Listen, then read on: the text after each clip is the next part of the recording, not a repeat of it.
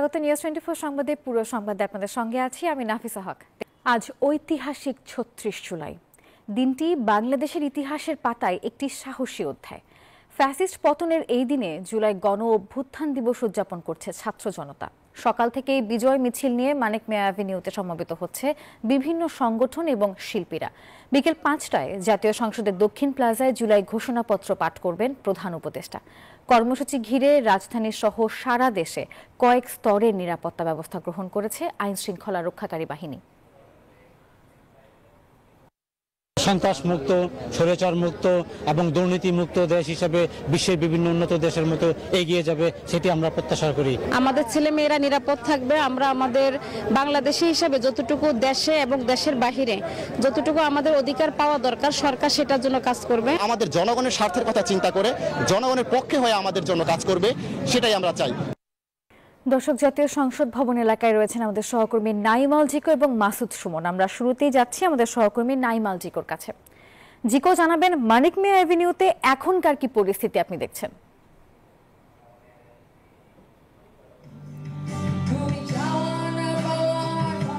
ধন্যবাদ আপনাকে। যেমন সকাল থেকে জানাচ্ছিলাম, আসলে মেলা গরমের সাথে সাথে কিন্তু আজকে ৩৬ জুলাইয়ে প্রথম বছর উদযাপিত হচ্ছে এবং আপনি দেখতে পাচ্ছেন যে মঞ্চে নানা ধরনের আনুষ্ঠানিকতা এই মুহূর্তে চলছে। তাসফির গান অনুষ্ঠিত হচ্ছে এবং আজকের এই দিনটিকে উদযাপন করার জন্য কিন্তু হাজার হাজার মানুষ এই বৃষ্টির বাধা উপেক্ষা করে কিন্তু বাংলাদেশের পতাকা হাতে তুলে নিয়ে এখানে এসে জড়ো হয়েছেন এবং আজকের এই দিনটিকে আসলে উৎসবে ভরিয়ে তোলার জন্য, আনন্দে মেতে ওঠার জন্য কিন্তু আজকে এসেছেন। যেমনটি জানেন যে আজকে এই ৫ আগস্ট ৩৬ জুলাই স্বৈরশাসক শেখ হাসিনা পতন হয়েছিল এবং সেই দিনটিতে আসলে রাজধানীর আশপাশ থেকে লক্ষ লক্ষ মানুষ আসলে এসে ভিড় জমিয়েছিল এবং এই দিনটিতে স্বৈরশাসক শেখ হাসিনার পতন ঘটিয়েছিল এবং সেই মুহূর্তটিকে আসলে স্মরণ করার জন্য আজকে এখানে এসে উপস্থিত হয়েছেন এই হাজার হাজার মানুষ। যেমনটি বলছিলাম যে বৃষ্টির কারণে কিন্তু আজকের এই অনুষ্ঠানে আনুষ্ঠানিকতা 11টা থেকে শুরু হওয়ার কথা থাকলেও সেটি কিন্তু 1 ঘন্টা বিলম্বিত হয়েছে এবং এরপরই কিন্তু আজকের এই আনুষ্ঠানিকতা শুরু হয়। তবে মানুষের মধ্যে উৎসাহ উদ্দীপনা আমরা কমতি দেখিনি। মানুষ এখানে এসেছেন, এসে আজকের এই যে সাংস্কৃতিক অনুষ্ঠান, সংস্কৃতি মন্ত্রণালয় আয়োজন যেটি করেছে জুলাই পুনর্জাগরণ অনুষ্ঠানমালা, সেটি আসলে উপভোগ করতে এখানে এসে উপস্থিত হয়েছেন এবং প্রত্যেকটি মানুষ এখানে যারা এসেছেন তাদের সাথে আমাদের কথা হয়েছে। তারা সেই দিনটিকে যেমন স্মরণ করছেন, তেমনই কিন্তু আজকের এই দিনে জুলাই শহীদ যারা রয়েছেন, যারা আহত হয়েছেন তাদের প্রতি শ্রদ্ধা জ্ঞাপন করছেন। তাদের যারা শহীদ হয়েছেন তাদেরকে গভীরভাবে শ্রদ্ধার সাথে কিন্তু স্মরণ করতে দেখেছে এবং এই জুলাই গণ অভ্যুত্থান যে কারণে হয়েছিল সেই গণ অভ্যুত্থানের যাতে সঠিক বিচারটা তারা পান, ন্যায্য পাওনা যেটি মানুষ চেয়েছিলেন সেটি যাতে পাওয়া যায়, সেই জন্য কিন্তু এখানে এসে আজকে মানুষ উপস্থিত হয়েছেন এবং তারা তাদের দাবিগুলো কিন্তু জানাচ্ছেন। আমার সহকর্মী মাসুদ সুমন ঠিক স্টেজের অপর প্রান্তে রয়েছেন, সেখানে তার কাছে জানতে চাবো আসলে মানুষের উপস্থিতি আপনি কেমন দেখছেন এবং মানুষের মধ্যে উৎসাহ উদ্দীপনাটা কেমন রয়েছে আজকের এই দিনটিকে ঘিরে। মাসুদ সুমন।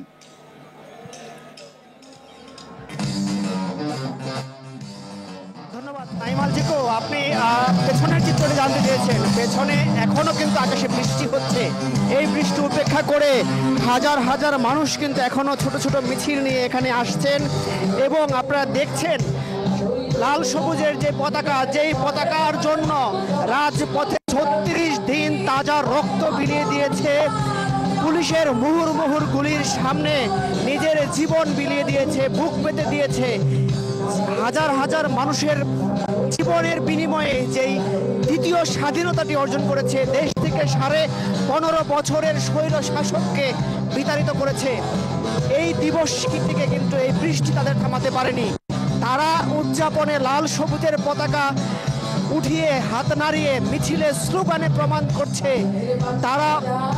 তারা এখনো জেগে আছে। তারা বলছেন, তাদের সাথে কথা বলেছি, বলছেন শুধুমাত্র শেখ হাসিনার পলায়ন নয়, এই দিনটিতে 17 বছরে 18 কোটি মানুষকে যারা গলা চিপে ধরেছিল, যারা কথা বলার অধিকার কেড়ে নিয়েছিল, ভোটের অধিকার কেড়ে নিয়েছিল, বাঁচার অধিকার কেড়ে নিয়েছিল, বিপক্ষে মত থাকলেই যারা গুমের শিকার হতো, সেই সব অপশাসনকে মুক্ত করেছিল, গণতন্ত্র মুক্তি পেয়েছিল এই দিনে। ফলে এই দিনটিকে তারা উৎসব মুখর পরিবেশে উদযাপন করে দিনটিকে স্মরণীয় করতে রাখতে যাচ্ছেন। এখানে যেমনটি আপনারা দেখছেন পতাকা উড়াচ্ছে, এখানে শহীদদের পরিবারের সদস্যরা এসেছেন, একই সাথে এসেছেন আহতরা। আমরা দেখেছি পায়ে গুলিবিদ্ধ শিশু, সে খাঁচা পরে এখনো এখানে উদযাপন করতে এসেছে, সম্পূর্ণ সুস্থ না হলেও এমন অনেক আহতরাও এসেছেন। বলছেন যেই স্বপ্নের দেশ বিনির্মাণে তারা নিজের জীবন বিলিয়ে দিয়েছে ভাইয়েরা, নিজের শরীরের অঙ্গ নষ্ট হয়েছে, সেই দেশ গঠনে তারা সারা জীবন চেষ্টা করবেন, এমনটি বলছেন। এখনো এখানে যেমনটি কনসার্ট শুনছেন, এটি কিন্তু ঠিক 5টা পর্যন্ত চলবে। 5টায় জুলাই ঘোষণাপত্র হবে, তারপরে আবার মাগরিবের নামাজের পর থেকে আবার কিন্তু কনসার্ট হবে, এবং দিন যতই যাচ্ছে, বেলা যতই যাচ্ছে, ততই কিন্তু মানুষের উপস্থিতি এখানে বাড়ছে। মাথায় পতাকা বেঁধে, লাল কাপড় বেঁধে, হাতে পতাকা নিয়ে বাবারা যেমন শিশুদের নিয়ে এসেছেন, তেমনি আমাদের এখানে মহিলারা এসেছেন, নারীরা এসেছেন, এমনকি যারা বিদেশে থাকেন এই দিনটিকে উদযাপন করার জন্য কিন্তু এই মানিক মিয়া এভিনিউতে এসেছেন। পাশাপাশি আপনাদের আরেকটি বিষয় জানিয়ে রাখি, এই যে যারা এখানে বাবারা সন্তানদের নিয়ে এসেছেন, তারা বলছেন যে এই যে 36 দিনের সংগ্রাম, বাংলাদেশের ইতিহাসের সবচেয়ে দীর্ঘমেয়াদী ফ্যাসিস্টের যে বিদায়, তার ইতিহাসের সাক্ষী করতে কিন্তু তাদের শিশুদের নিয়ে এসেছেন, এবং আহত যোদ্ধারা এবং তাদের পরিবারের সদস্যরা এবং ছাত্র জনতারা কিন্তু বলছেন এই দেশে আর কোনো ফ্যাসিস্টের উত্থান হবে না।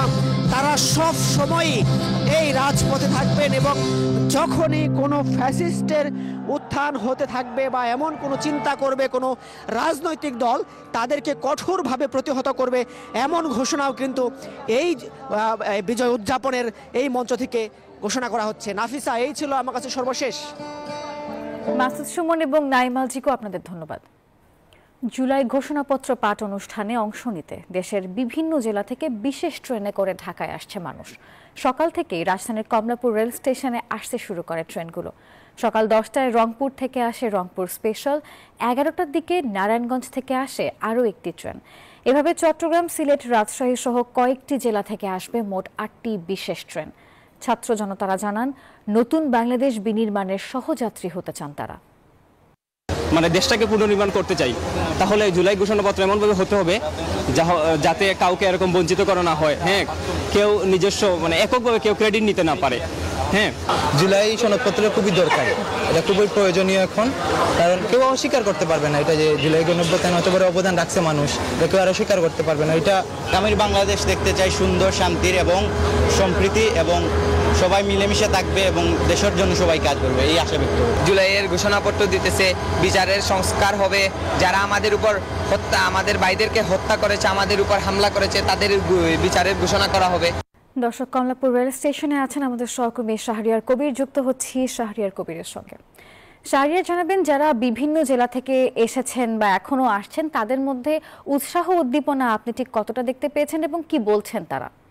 জি নাফিসা, ধন্যবাদ আপনাকে। আমি এর আগের সংবাদে যেমনটি জানাচ্ছিলাম যে আজ জানেন যে সে ঐতিহাসিক দিন, জুলাইয়ের গণ অভ্যুত্থানের প্রথম বর্ষপূর্তি, এবং এই বর্ষপূর্তি উদযাপন উপলক্ষে রাজধানীর সংসদ ভবনে কিন্তু জুলাই 36 উদযাপন অনুষ্ঠান করা হচ্ছে, এবং সেখানে বিকেল 5টা নাগাদ অন্তর্বর্তী সরকার কিন্তু জুলাই ঘোষণাপত্র পাঠ করবেন, এবং এই জুলাই ঘোষণাপত্র পাঠের অংশ নিতেই কিন্তু দেশের বিভিন্ন প্রান্ত থেকে সাধারণ মানুষ, ছাত্র জনতা কিন্তু ছুটে আসছে ঢাকার উদ্দেশ্যে।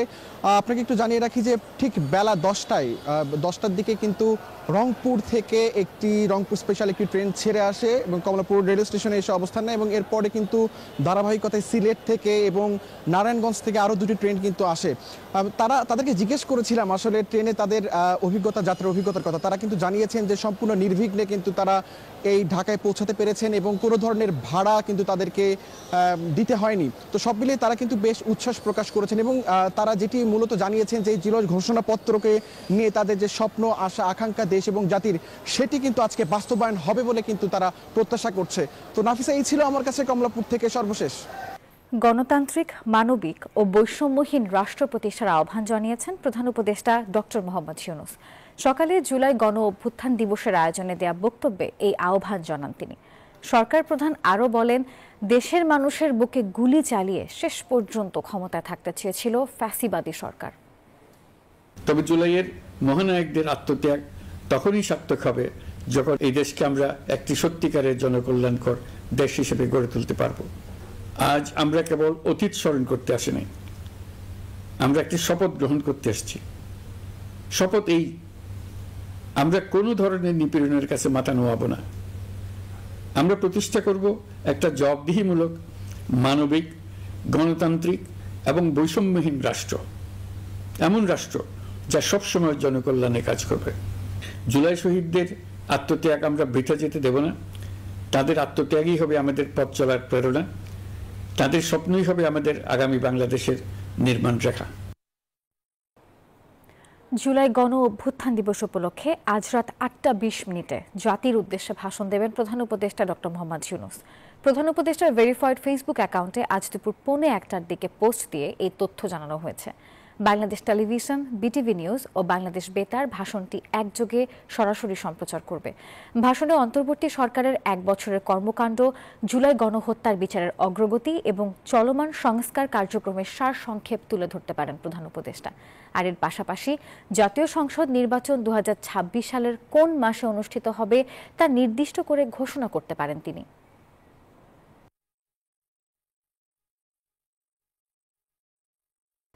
বাংলাদেশে আর কাউকে গণতন্ত্র হত্যা করতে দেয়া হবে না, এই দেশ আর কারো তাবেদার হবে না, এমন মন্তব্য করেছেন বিএনপির ভারপ্রাপ্ত চেয়ারম্যান তারেক রহমান।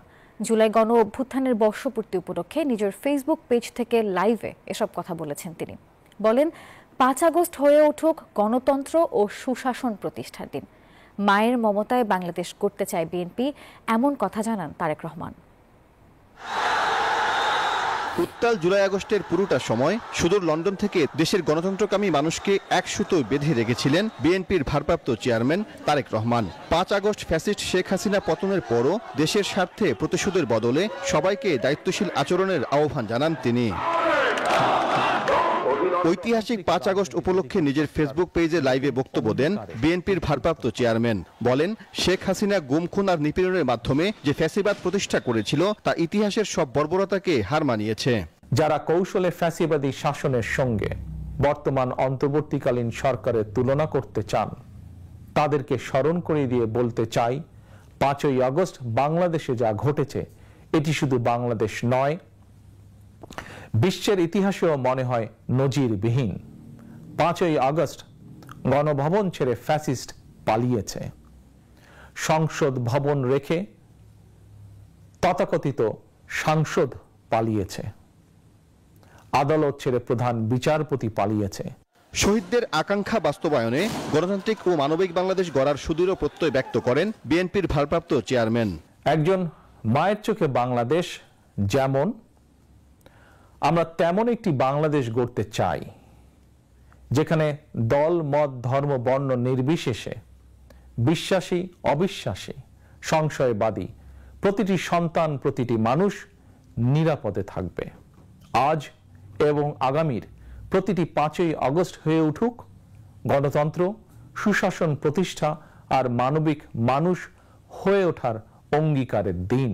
প্রায় 14 মিনিটের বক্তব্যে তিনি বলেন, দেশের মানুষের হাতে ক্ষমতা ফিরিয়ে দিতে সব পর্যায়ে সরাসরি ভোটে নির্বাচনের বিকল্প নেই। বাংলাদেশে আর কখনোই ফ্যাসিবাদ কায়েম হবে না ইনশাআল্লাহ। কাউকে গণতন্ত্র হত্যা করার সুযোগ দেওয়া হবে না। বাংলাদেশকে আর কখনোই তাবেদার রাষ্ট্রে পরিণত করতে দেওয়া হবে না ইনশাআল্লাহ। আমি মনে করি এসব প্রশ্নে জাতীয় ঐক্য বহাল আছে, থাকবে ইনশাআল্লাহ।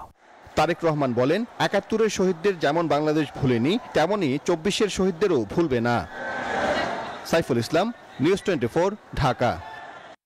1-11 সংখ্যা নিয়ে তথ্য উপদেষ্টার ফেসবুক পোস্টকে দায়িত্ব জ্ঞানহীন বলে মন্তব্য করেছেন বিএনপির সিনিয়র যুগ্ম মহাসচিব রুহুল কবির রিজভী। মঙ্গলবার দুপুরে নয়াপল্টনে সংবাদ সম্মেলনে এই মন্তব্য করেছেন তিনি। বলেন, সরকারের উচিত গণতন্ত্রের স্বার্থে নির্বাচনের একটি রোডম্যাপ ঘোষণা করা। শেখ হাসিনার জুলুম নিপীড়নের বিরুদ্ধে রুখে দাঁড়িয়ে 5 আগস্ট কাঙ্ক্ষিত বিজয় এনেছিল সর্বস্তরের জনতা। জুলাই অভ্যুত্থানের বর্ষপূর্তি উদযাপনে কাল ঢাকাসহ সারা দেশে জেলা ও মহানগর পর্যায়ে বিজয় র্যালি করবে বিএনপি, এমনটি জানিয়েছেন রুহুল কবির রিজভী। সরকারের ভেতর থেকে এই ধরনের কাণ্ডজ্ঞানহীন উক্তি করা এটা যৌক্তিক নয়। এটা তো আমরা কি বলে ফ্যাসিবাদী আমলেই শুনেছি। যখন আন্দোলন তীব্র হয় বা কিছু হয় তখন তারা ওইটাই বলতো যে 1-11 আমরা পাচ্ছি, পদধ্বনি পাচ্ছি। শেখ হাসিনা বলেছে, ওবায়দুল কাদের বলেছে। তো আজকে অন্তর্বর্তীকালীন সরকারের ভিতরে যারা আছেন তারা এই কথা বলার অর্থ, তারা কি জনদৃষ্টিকে ডাইভার্ট করতে চান? এই সমস্ত বক্তব্য একেবারে বালক সুলভ বক্তব্য, শিশু সুলভ বক্তব্য, ইনফ্যান্টাইল ম্যাডনেস বলে আমি মনে করি। স্বৈরাচার ব্যবস্থা পতনের পর মানুষের যে আকাশচুম্বী প্রত্যাশা ছিল তা পূরণে ব্যর্থ হয়েছে অন্তর্বর্তী সরকার। বন্ধ হয়নি দুর্নীতি, চাঁদাবাজি, এমনকি ক্ষমতার অপব্যবহারও। অভ্যুত্থানের 1 বছর পরেও মাঠে পুরোদমে সক্রিয় হয়নি আইন শৃঙ্খলা বাহিনী। বিশ্লেষকরা বলছেন, সরকারের সঠিক পরিকল্পনার অভাবেই এমন ব্যর্থতা। তবে বিভিন্ন বিষয়ে রাজনৈতিক দলগুলোকে এক টেবিলে নিয়ে আসায় সরকারের সফলতাও দেখছেন তারা। মানসারুল ইসলামের প্রতিবেদনে দেখুন এই নিয়ে বিস্তারিত। 5 আগস্ট 2024, 36 দিনের ছাত্র জনতার গণ অভ্যুত্থানে পতন ঘটে শেখ হাসিনা সরকারের। জনগণের রোষানল থেকে বাঁচতে সেদিন দেশ ছেড়ে পালিয়ে ভারতে আশ্রয় নেন শেখ হাসিনা ও তার দলের অনেক নেতাকর্মী। স্বৈরাচার শেখ হাসিনা পতনের পর 8 আগস্ট নতুন বাংলাদেশের দায়িত্ব নেয় নোবেল জয়ী ডক্টর ইউনূসের নেতৃত্বাধীন অন্তর্বর্তী সরকার। রাষ্ট্র গঠনের সেই ক্রান্তিকালে সরকারের অংশ হন অভ্যুত্থানের নেতৃত্ব দেওয়া 3 ছাত্র উপদেষ্টা। অন্তর্বর্তী সরকারের উপর সাধারণ মানুষের প্রত্যাশার যেন শেষ ছিল না। কিন্তু 1 বছর পর বড় প্রশ্ন, সেই প্রত্যাশার কতটুকু পূরণ করতে পেরেছে অন্তর্বর্তী সরকার? রাষ্ট্র সংস্কারের যে মূল জায়গাটা, বৈষম্যের জায়গা, মানবাধিকারের জায়গা বা মত কি আমরা প্রকাশ করতে পারছি, সেটাও করা যাচ্ছে না। সেই জায়গাটাতে আমি মনে করি যে আরো কাজ করা শুরু হয়েছিল, বা বলতে পারি যে এক ধরনের ব্যর্থতা আমরা দেখতে পাই। এখনো ভয়ঙ্কর করাপশন হচ্ছে সরকারি বিভিন্ন অফিসে। অ্যাডমিনিস্ট্রেটর হিসেবে, প্রশাসক হিসেবে, রাষ্ট্রের প্রধান উপদেষ্টা বা প্রধানমন্ত্রী তো একজন প্রশাসক, উনি খুব বাজেভাবে ফেল করেছেন। বৈষম্য, তারপরে দুর্নীতি, সেইগুলোর অবসান দেখতে চেয়েছিলাম। সেইগুলোর ক্ষেত্রে যে অর্জন, সেটা আমাদের কাছে খুব আশাপ্রদ না। বিশ্লেষকরা বলছেন, পরিবর্তনের প্রতিশ্রুতি দিয়ে দায়িত্ব নেওয়া উপদেষ্টাদের কাজ সচিবালয় কেন্দ্রিক হওয়ায় সাধারণ মানুষের প্রত্যাশা পূরণে ব্যর্থ হয়েছে। এই উপদেষ্টা পরিষদ তারা মানুষের সাথে সংযোগ করতে পারেন নাই। তাদের কর্মকাণ্ড সচিবালয় কেন্দ্রিক, ফলে জনমানুষের যে প্রত্যাশাটা সরাসরি তাদের কাছে উপস্থাপনেরও কোনো সুযোগ নেই। একদিকে তারা যেমন এক্সাম্পল সৃষ্টি করতে পারেনি, মানুষের সাথে সংযোগ স্থাপনের মাধ্যমে মানুষের মনের মণিকোটায় দীর্ঘদিন স্থায়ী হবে এরকম খুব কম কাজ বোধহয় উপদেষ্টারা করতে পেরেছে। তবে এসব ব্যর্থতার মধ্যেও রিজার্ভ বৃদ্ধি, মুদ্রাস্ফীতি কমা, যুক্তরাষ্ট্রের আরোপিত শুল্ক সহনীয় পর্যায়ে নিয়ে আসা, গণহত্যার দায়ে আওয়ামী লীগের বিচারকে সরকারের বড় সফলতা হিসেবে দেখছেন বিশ্লেষকরা। হজ ম্যানেজমেন্টে সরকার ভালো করেছে, খুবই স্মুথলি ম্যানেজড হয়েছে। বাংলাদেশ ব্যাংক, যিনি গভর্নর আছেন, তিনি তার নিয়োগ এবং তিনি যেভাবে স্বাধীনভাবে কাজ করছেন, সেটা সুন্দরভাবে কাজ করতে পারছেন স্বাধীনভাবে। সব দিক থেকে দেশের যে দায়িত্ব নিয়ে তারা যেখানে দেশটাকে এনেছেন, সেটার জন্য তারা ধন্যবাদ পাওয়ার যোগ্য। ব্যাংক রিজার্ভ বেড়েছে, রমজানের দ্রব্যমূল্যের স্বস্তিও ছিল। সামনের দিনগুলোতে জনগণের প্রত্যাশা পূরণে প্রয়োজনীয় পদক্ষেপ নিতে অন্তর্বর্তী সরকারকে তাগিদ দেন এই বিশ্লেষকরা। আমরা আশা করব যে এই প্রত্যাশাগুলো পূরণের ব্যাপারে তারা আরো অধিক মনোসংযোগী হবে। মাজহারুল ইসলাম, নিউজ 24, ঢাকা। বাংলাদেশের সার্বভৌমত্বের প্রশ্নে কারো সাথে আপোষ চলবে না। দুর্নীতিমুক্ত বাংলাদেশ করার এখনই সময়। জুলাই বিপ্লব স্মরণের শোভাযাত্রার আগে এসব কথা বলেন সশস্ত্র বাহিনীর অবসরপ্রাপ্ত সদস্যরা। মঙ্গলবার সকালে রাজধানীর মহাখালীর রাওয়া ক্লাবের সামনে থেকে এই শোভাযাত্রা শুরু হয়। দেশ গড়ার স্বার্থে ঐক্যবদ্ধভাবে কাজ করার আহ্বান জানান সাবেক সেনারা। দেশে নতুন কোনো ফ্যাসিস্ট যেন আর তৈরি না হয়, সেই আশাবাদও ব্যক্ত করেছেন তারা।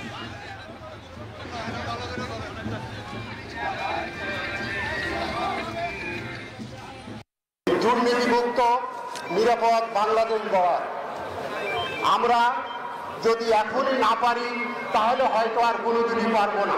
এই অভ্যুত্থানের যে ঘোষণাপত্র রচিত হতে যাচ্ছে, এই ঘোষণাপত্র যদি অবসর সেনাদের যে ভূমিকা এবং সেনা সদস্যদের যে ভূমিকা, এই ভূমিকা যাতে ঘোষণাপত্রে সন্নিবেশিত করা হয়, আমাদের কোথাও নাম নাই।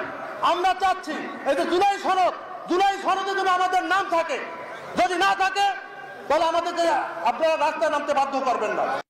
প্রয়োজনীয় সংস্কার শেষে জামাত একটা অবাধ ও সুষ্ঠু নির্বাচন চায়। জুলাই অভ্যুত্থানের বর্ষপূর্তিতে সমাবেশ ও গণমিছিল অনুষ্ঠানে এসব কথা বলেন দলের সেক্রেটারি জেনারেল মিয়া গোলাম পরওয়ার। তিনি বলেন, জুলাই ঘোষণাপত্রে গণ অভ্যুত্থানের ইচ্ছের প্রতিফলন থাকতে হবে। জুলাই সনদ নিয়ে কোনো ষড়যন্ত্র এবং কোনো দলের ইচ্ছের প্রতিফলন ঘটলে দেশের অবস্থা ভিন্ন হতে পারে। মহানগর দক্ষিণ জামায়াতের আমির বলেন, গণ অভ্যুত্থান শুধু একটা নির্বাচনের জন্য হয়নি, অভ্যুত্থান হয়েছিল দেশকে ফ্যাসিবাদ মুক্ত করে সুশাসন প্রতিষ্ঠার জন্য। একটি সুন্দর রাষ্ট্রীয় কাঠামো নির্মাণ করে অবাধ নিরপেক্ষ নির্বাচন, একটি সুন্দর দেশ গড়ার জন্য যা যা প্রয়োজন আমরা পরামর্শ দিয়েছি। আমরা আশা করব আজকে বিকালে যে জুলাই ডিক্লারেশন পড়ে শোনানো হবে, কিছু কিছু রহস্য সংশয় তৈরি হচ্ছে, কোন চাপে, কোন দলের চাপে যেন সব দলকে উপেক্ষা করে কোন একটি দলের ইচ্ছাকে যেন প্রতিফলিত করা না হয়। জুলাই ঘোষণাপত্র পাঠের অনুষ্ঠানে যোগ দেবে না বাংলাদেশ বিপ্লবী ওয়ার্কার্স পার্টি। মঙ্গলবার রাজধানীর সেগুনবাগিচায় সংবাদ সম্মেলন করে কথা জানিয়েছেন দলটি। তাদের অভিযোগ, সরকারের ঘনিষ্ঠ রাজনৈতিক দল বাদে বেশিরভাগ দল ও সাধারণ মানুষ এই ঘোষণাপত্র নিয়ে অন্ধকারে রয়েছে। এতে কি আছে তার কিছুই না জানার দাবি করেছে দলটি, আর তাই কেবলমাত্র এই ঘোষণাপত্রকে বৈধতা দেওয়ার অনুষ্ঠানে উপস্থিত থাকতে চায় না বিপ্লবী ওয়ার্কার্স পার্টি। মিথ্যাচার না বললেও তারা সত্যটা বলেননি, কথাটা তারা বলেছেন যে তারা রাজনৈতিক দলগুলোর সঙ্গে তারা আলোচনা করেছেন। না, এ ব্যাপারে সরকার, আমি দায়িত্ব নিয়ে বলছি, আমাদেরকে প্রথম দিকে তারা একটা বক্তব্য ড্রাফট পাঠিয়েছিলেন, আজ থেকে 7-8 মাস আগের কথা। এরপরে এটা নিয়ে আর কোনো উচ্চবাচ্য করেননি। আমরা আমাদেরকে এটা নিয়ে আমাদের কোনো মতামত জানতে চাওয়া বা আনুষ্ঠানিক অনানুষ্ঠানিক কোনো পর্যায়ে গণতন্ত্র মঞ্চের সাথে কোনো আলোচনা করেছেন এমন কোনো তথ্য আমার জানা নেই। পিআর পদ্ধতিতে নির্বাচন করে জাতীয় সরকার গঠন করার জন্য আন্দোলন চালানোর ঘোষণা দিয়েছে ইসলামী আন্দোলন বাংলাদেশ। মঙ্গলবার জুলাই গণ অভ্যুত্থান দিবসের জনসভায় এই কথা বলেন দলটির আমির মুফতি সৈয়দ মোহাম্মদ রেজাউল করিম। রাজধানীর বায়তুল মোকাররম এলাকায় এই জনসভা হয়। দলের আমির বলেন, 53 বছরের শাসন ব্যবস্থায় দেশের মানুষের মুক্তি মেলেনি, তাই এখন সংস্কার করেই নির্বাচন দিতে হবে।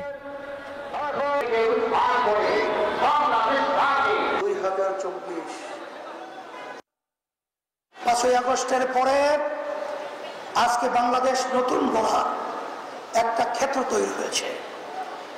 এই সুন্দর ক্ষেত্রকে যেন আমরা নষ্ট না করি, এইভাবে আমাদের সজাগ থাকতে হবে।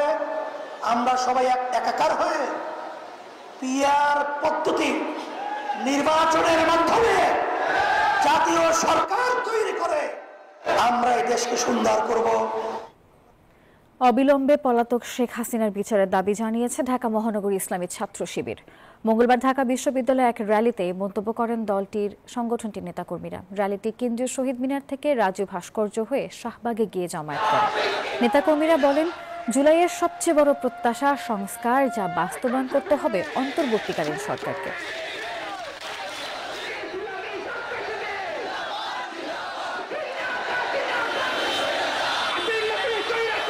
আমরা এখন চাই সমাজ থেকে বৈষম্য দূর করা, একটা সুন্দর আপনার হচ্ছে ইনসাফ, ন্যায় এবং ইনসাফের সমাজ নির্মাণ করা হচ্ছে আমাদের প্রত্যাশা আর কি।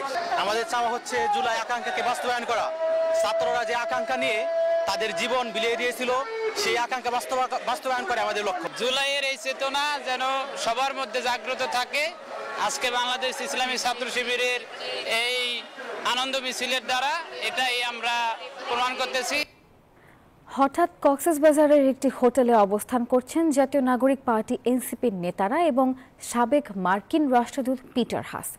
এনসিপির নেতারা হলেন সার্জিস আলম, হাসনাত আব্দুল্লাহ, নাসির উদ্দিন পাটোয়ারি, তাসনিম জারা এবং খালেদ সাইফুল্লাহ। তবে তাদের আলোচনার এজেন্ডা জানা যায়নি। বৈঠকের বিষয়টি গুজব বলে উড়িয়ে দিয়ে এনসিপির মুখ্য সমন্বয়ক নাসির উদ্দিন পাটোয়ারি বলেছেন, কক্সবাজারে ঘুরতে এসেছেন তারা। সম্পূর্ণ গুজব। আমরা ঘুরতে আসছিলাম পিটার হাসের সাথে, এগুলা মানে এখানে এসে আমরা হোটেলে চেক ইন করে এরকম একটা নিউজ দেখলাম। এটা সম্পূর্ণ গুজব, এই ধরনের কোনো কিছুই না, জাস্ট আমরা ঘুরতে আসছিলাম। গণ অভ্যুত্থানের মধ্য দিয়ে অবসান ঘটে আওয়ামী লীগের 15.5 বছরের ফ্যাসিবাদী শাসনের। আজ সেই বিজয় গাথার 1 বছর পূর্তি। নানা আয়োজনে সারা দেশে উদযাপিত হচ্ছে এই দিবস। বিজয় উল্লাসে মেতেছে সব শ্রেণীর মানুষ।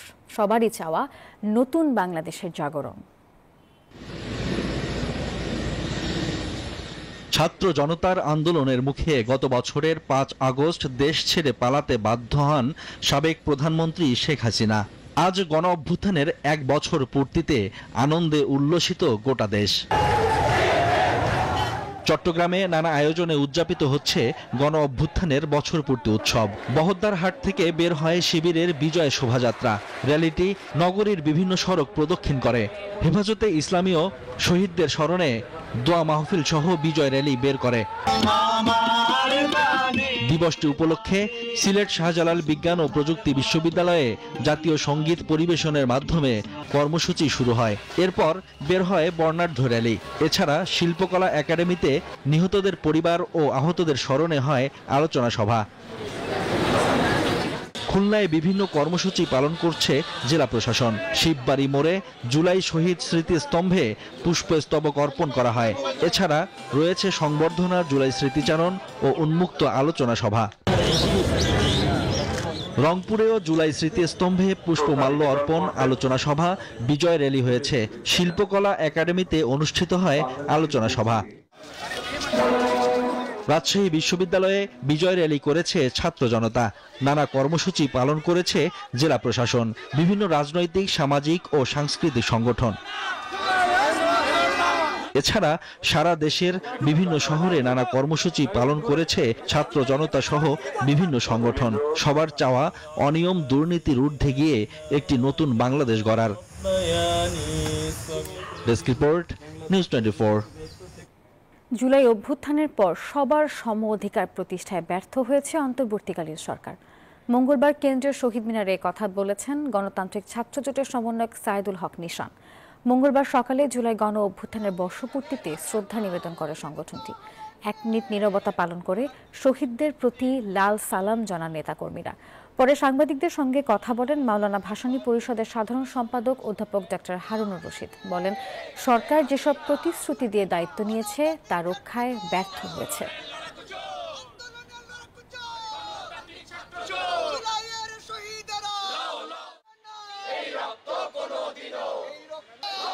আজকে যে নব্য ফ্যাসিবাদের যে উত্থান আমরা দেখতে পাচ্ছি, আমরা সেই নব্য ফ্যাসিবাদের বিরুদ্ধে আমাদের লড়াইটাকে অব্যাহত রাখবো, জারি রাখবো। বর্তমান সরকার তারা যে পথে হাঁটছে এবং বিভিন্ন ঘটনায় তারা যে কাজগুলি করছে, সেটা গণমাধ্যমের স্বাধীনতা থেকে শুরু করে আপনার হলো যে মানুষের যে আপনার দৈনিক যে নিরাপত্তার বিষয়, এই প্রতিটি ক্ষেত্রেই কিন্তু তারা তাদের সক্ষমতা দেখাতে পারেনি। ফ্যাসিস্টের সহযোগী শিক্ষক সহ জড়িত সবার বিচার নিশ্চিতের দাবি জানিয়েছেন ঢাবি সাদা দলের যুগ্ম আহ্বায়ক অধ্যাপক ডক্টর আব্দুস সালাম। মঙ্গলবার অপরাজেয় বাংলার সামনে এক আয়োজনে এই দাবি জানিয়েছেন তিনি। স্বৈরাচার পতনের বর্ষপূর্তিতে এই আয়োজন করে ঢাকা বিশ্ববিদ্যালয়ের সাদা দল। সমাবেশে আরও বক্তব্য রাখেন ঢাবি ট্রেজারার এম জাহাঙ্গীর আলম চৌধুরী ও সংগঠনের যুগ্ম আহ্বায়ক অধ্যাপক ডক্টর মোহাম্মদ আবুল কালাম সরকার। শিক্ষা প্রতিষ্ঠানে বৈষম্য দূর করতে সরকারকে উদ্যোগী হওয়ার আহ্বান জানিয়েছেন তারা। আমরা আশা করি গত বছরের যে আন্দোলন করেছি, সেই আন্দোলনের মাধ্যমে আগামী দিনে বাংলাদেশ হতে হবে বৈষম্যহীন সমাজ। যারাই রাস্তায় নেমেছিল সেই এই সারা বাংলাদেশের সব মানুষের মালিকানায় যেন থাকে এবং সবার অধিকার যেন এখানে বাস্তবায়িত হয়, সেটা কামনা করছি। তো ঢাকা বিশ্ববিদ্যালয় সহ অনেক জায়গায় আমরা সেই বিচার এখনো দেখতে পারতেছি না। অবিলম্বে সেই বিচারের ব্যবস্থা করতে হবে। ফ্যাসিস্ট সরকারে যারা দেশের বাইরে পালিয়ে আছেন তাদেরকে দেশে এনে বিচারের ব্যবস্থা করতে হবে।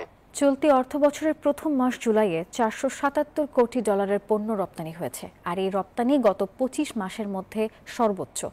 রপ্তানি উন্নয়ন ব্যুরো ইপিবি পণ্য রপ্তানির হালনাগাদ পরিসংখ্যান প্রকাশ করেছে। এতে দেখা যায় তৈরি পোশাকের পাশাপাশি চামড়া ও চামড়াজাত পণ্য, কৃষি প্রক্রিয়াজাত পণ্যের রপ্তানি বেড়েছে। হোম টেক্সটাইল, পাট ও পাটজাত পণ্য, প্রকৌশল পণ্য, হিমায়িত খাদ্য, প্লাস্টিক পণ্যের রপ্তানিও বেড়েছে আগের তুলনায় বেশি। পাকিস্তানের সাবেক প্রধানমন্ত্রী ইমরান খানের কারাগারে থাকার 2 বছর পূর্তি হলো মঙ্গলবার। দিনটিতে তার মুক্তির দাবিতে রাজপথে নামার ডাক দিয়েছে তার দল তেহরিক ইনসাফ বা পিটিআই।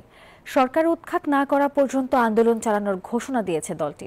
এদিকে রাজধানী ইসলামাবাদ ও রাওয়ালপিন্ডিতে 144 ধারা জারি করেছে প্রশাসন। সব ধরনের সমাবেশ, অবস্থান ও বিক্ষোভ নিষিদ্ধ করা হয়েছে। একসঙ্গে 4 জনের বেশি ব্যক্তির সমাগমও নিষিদ্ধ হয়েছে। আগামী 10 আগস্ট পর্যন্ত এই নিষেধাজ্ঞা বলবৎ থাকবে। ত্রিদেশীয় ওয়ানডে সিরিজে আগামীকাল দক্ষিণ আফ্রিকা অনূর্ধ্ব 19 দলের বিপক্ষে মাঠে নামবে যুবা টাইগাররা। হারারেতে ম্যাচটি শুরু বাংলাদেশ সময়ে দুপুর 1:15টায়। গত 25 জুলাই থেকে বাংলাদেশ, দক্ষিণ আফ্রিকা ও স্বাগতিক জিম্বাবুয়ের মধ্যে এই সিরিজ চলছে। আসরের 3য় দফায় টাইগারদের প্রতিপক্ষ প্রোটিয়া যুবারা। টুর্নামেন্টের আগে 2বার মুখোমুখি হয়েছে এই 2 দল, জয় 1টি করে। অংশ নেওয়া 3 দল একে অপরের সঙ্গে 3বার করে মুখোমুখি হচ্ছে এই সিরিজে। দর্শক, আর এই ছিল নিউজ 24 সংবাদের এখনকার আয়োজনে। দেশে করোনা ভাইরাস এবং বিভিন্ন সংক্রমণের হার কিন্তু বেড়েছে, আর তাই সংক্রমণ থেকে সুরক্ষিত থাকতে ব্যবহার করুন সেফনিল ফেস মাস্ক। এতক্ষণ সঙ্গে থাকার জন্য ধন্যবাদ সবাইকে।